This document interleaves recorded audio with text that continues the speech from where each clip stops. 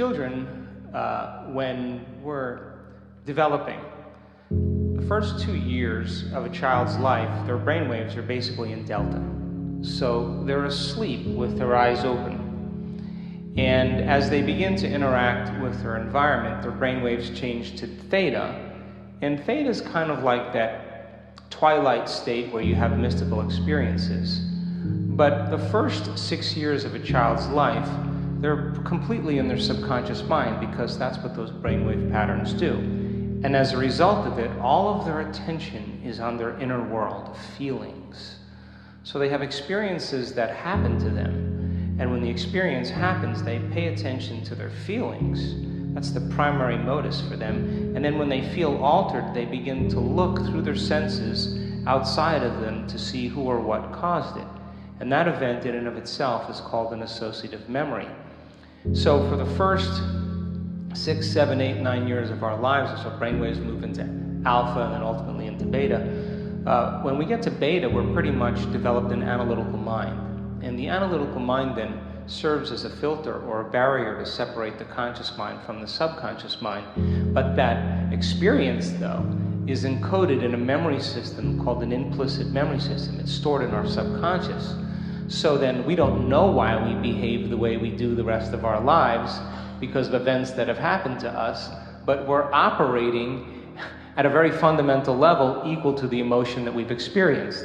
Another way to say that is, the moment you get in situations that bring up similar emotions that have branded you from the past, you return back to that 7-year-old child. And you behave in very limited ways, because that's all you know, right? No one ever instructed you how to learn and to grow. So then people do all these psychoanalysis and they all these different types of therapies, and a lot of times it never gets to the core of it because they never get beyond their analytical mind to make those changes. Does that make sense? So there are techniques and ways to begin to lower the volume of those emotions that literally are stored in that system. And as you begin to lower the volume of those emotions within that system, you begin to restore the system, and the end product is called wisdom, because a memory without the emotional charge is called wisdom, and that's how we grow and learn. Now, in the work that we've done over and over and over again, that most people, what they do is they have an emotional situation that happens in their life. Emotions are a record of the past. They analyze and think within that emotion, so they're thinking in the past. Are you with me? When we studied their brain waves and we studied their brain functionally, when they're doing that, their brain always gets worse. Their brain gets more out of balance because it's the very hormones of stress that begin to super arouse or cause the brain to become so aroused.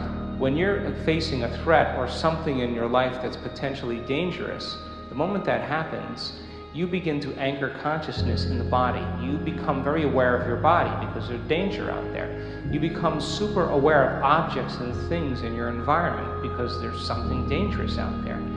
And you begin to obsess about time. And now when you do that, your brainwaves change and all of your attention goes on the outer world because that's where the danger is. Does that make sense? So 70% of the time, people stay in this state.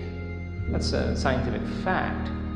So then, when we've studied people in altered states, we saw that when they're analyzing their life, what do I do? Should I do this? Should I do that? Within the emotion of whatever it is that keeps them anchored to the past, they never really produce a change.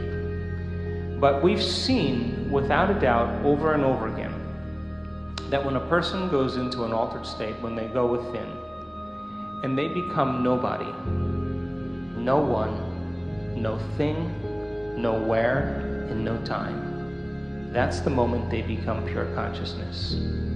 That's the moment they're no longer associating in this space and time, and they just walk through the door to the quantum field.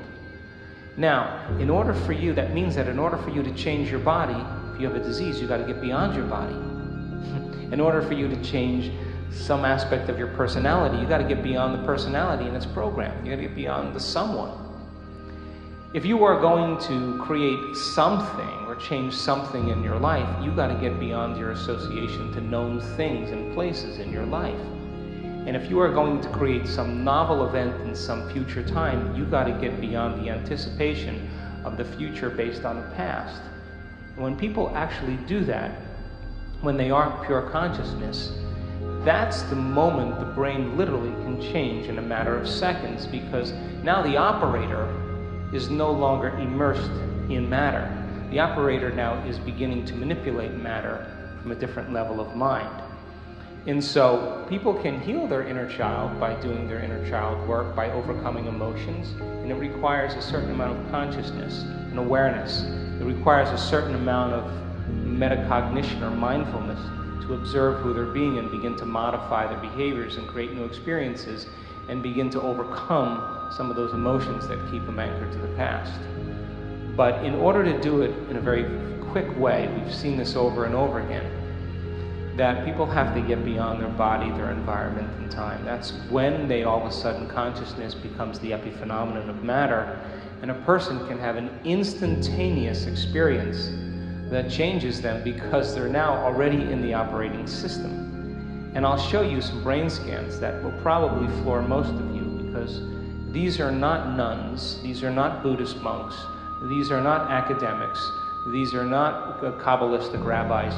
These are common people just like you, doing an uncommon thing. And the amount of energy that we're capturing in their brain we have never seen in a scientific experiment to date, which means that person is having a full-on inner experience that's transcendent of any past experience. They're having such a transcendent moment that the experience in that moment is reorganizing the circuitry in their brain, and the end product of the experience is called an emotion. They're feeling awe and wonder and love and joy, and they're signaling new genes in new ways. And that's the moment the past is literally washed out of the body. And we've seen tumors change, we've seen uterine fibroids go away, we've seen anxiety, depression, we've seen MS, lupus, we've seen it change in one instant when the person literally connects that deeply to the power within them. And that's the moment that the rewiring process can happen instantaneously. Now, that doesn't always happen that way. Other times, you got to stay at it. People who have done our work have done their meditations for 3 years. It took them 3 years to heal their condition. But you know what? They wanted that healing more than their sleep. They wanted that healing more than their social engagements. They wanted that healing more than their morning coffee. They wanted that more than anything else. And they wanted to connect with the divine every single day, and they wanted to drink from a deeper well. And they said, I don't want breakfast, I don't want coffee, I don't want my cell phone, I don't want my internet, I want you, power within me. We have a date, and I am going to commune with you, and I'm going to connect with you, and there's nothing else that matters more in this moment than that. And every day they overcame a little aspect of themselves, surrendered a piece of the limited self to join the greater self. And sure, it was hard, and sure they had doubts, and sure they were uncertain, and sure they didn't feel like it certain days because they were facing a very serious condition.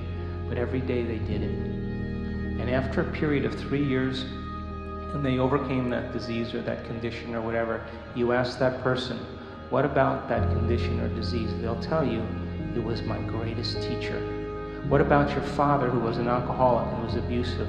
That was my greatest lesson. Because what if you think about your father now? Do you have any charge? No. And I'd say, well, now you have wisdom, because the memory without the emotional charge is wisdom. And if the soul's job is to embrace the unknown and create new experiences, if we're living by the same emotions, addicted to those emotions every day, how can the soul go on an adventure into the future if it is stuck emotionally to the past? So then positive thinking doesn't work if the person is literally anchored to the past emotionally. And so when people begin to open their heart, we've got enormous amount of data to show how powerful you are and how connected you are to the person on the other side of the room when you open your heart, how it affects that person. We've measured this, that you are bound in an invisible field beyond space and time, but not when you're feeling anxious, not when you're feeling angry, not when you're feeling frustrated, not when you're judgmental. You're not doing that. You're actually drawing from the field around your body and turning it into chemistry, and your field shrinks. But when you open your heart and you begin to breathe through that center, and it's safe to open up, the field around your body can be 9 meters wide. That's science now. Now you're more energy and less matter. And that non-local phenomenon begins to have an effect on everybody that you've ever interacted with. So then, we know that when people begin to unmemorize those emotional states and they lower the volume to them, the emotion is what's signaling the gene in the wrong way. And if the emotion is a record of the past, the moment the person overcomes that emotion, they're free now to create a new future. And according to the religious model, they're born again in the same life.